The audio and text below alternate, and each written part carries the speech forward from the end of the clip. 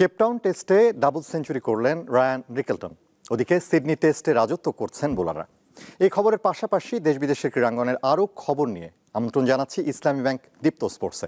আপনাদের সাথে আছি আমি আনোয়ারুল আলম। বিপিএলে ঢাকার প্রথম পর্ব শেষ, এখন সিলেট পর্ব শুরু অপেক্ষা। এখন পর্যন্ত টানা 3 ম্যাচ জিতে পয়েন্ট টেবিলের সবার উপরে রংপুর রাইডার্স, আর সবচেয়ে দুর্দশায় আছে বিগ বাজেটের দল ঢাকা ক্যাপিটালস।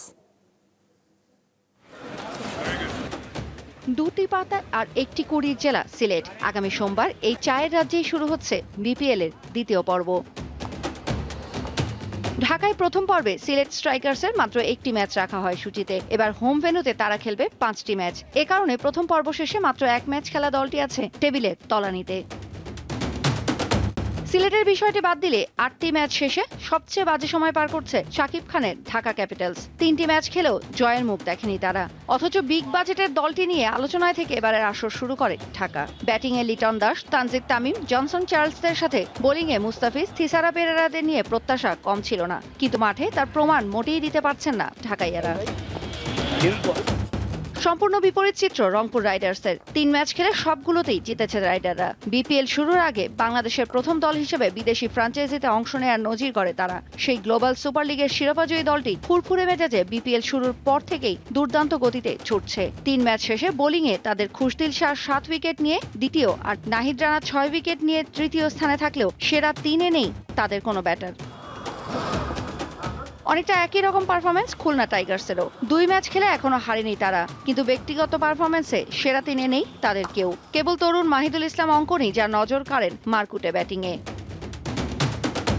3 ম্যাচে মাত্র একটিতে জয়ী রাজশাহী আছে পয়েন্ট টেবিলের 5-এ। তবে ব্যক্তিগত পারফরমেন্সে ব্যাটিং বোলিং 2 জায়গাতেই সেরার আসন ধরে রেখেছেন তাদের এনামুল বিজয় আর তাসকিন আহমেদ।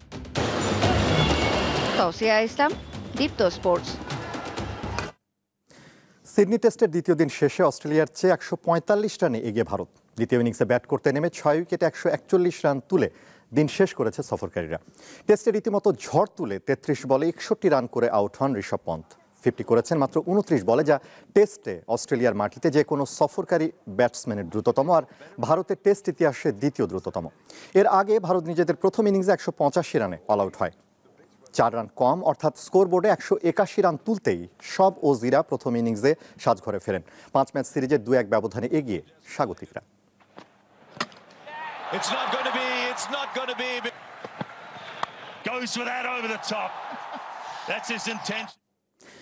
এদিকে কেপটাউন টেস্টের দ্বিতীয় দিনে পাকিস্তানের ঘাড়ে বড় স্কোরের বোঝা চাপানোর পথে প্রথম ইনিংসে ব্যাট করছে সাউথ আফ্রিকা।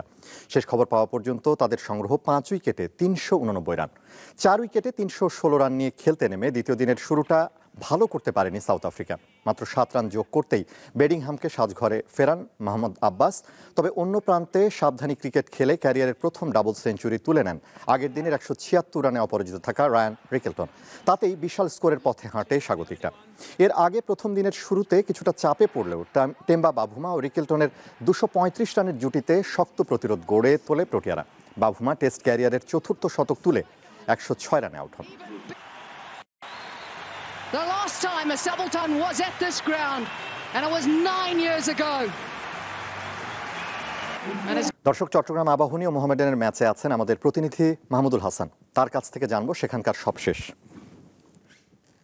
মাহমুদুল, ঢাকার বাইরে ঘরোয়া ফুটবলে যে বড় আসর চলছে, দর্শকদের মধ্যে আগ্রহ কেমন দেখছেন?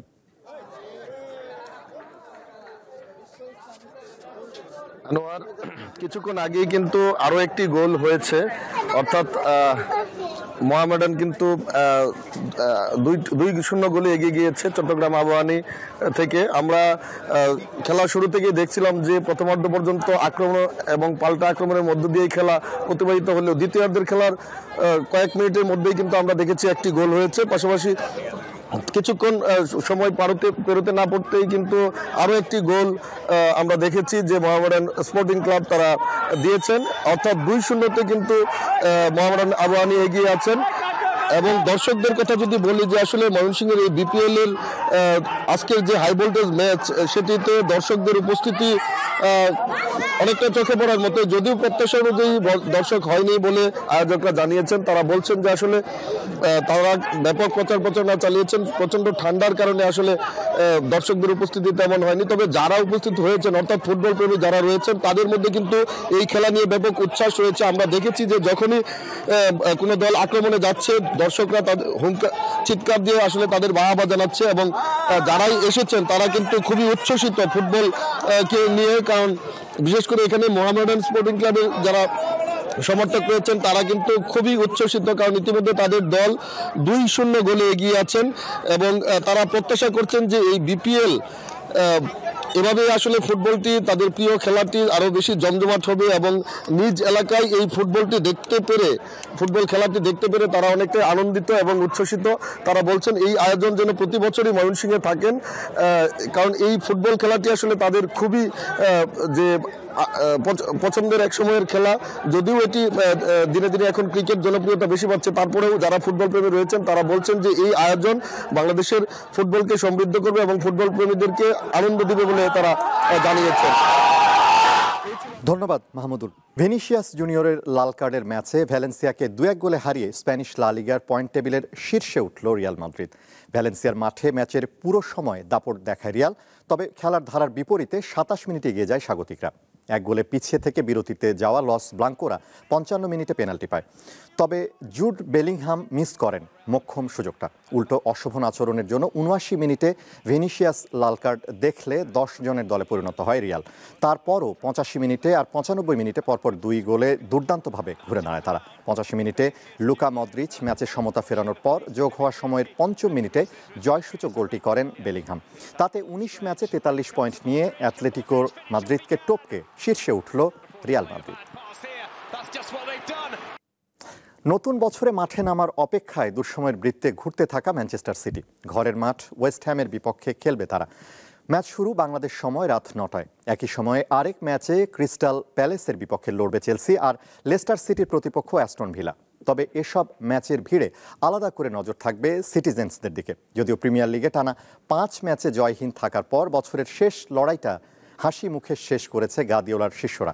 19 রাউন্ড শেষে 31 পয়েন্ট নিয়ে লিগ টেবিলের 6 নম্বরে স্কাই ব্লুজরা। আরেক ম্যাচে রাত 11:30টায় ব্রাইটনের বিপক্ষে লড়বে টেবিলের 2-এ থাকা আর্সেনাল।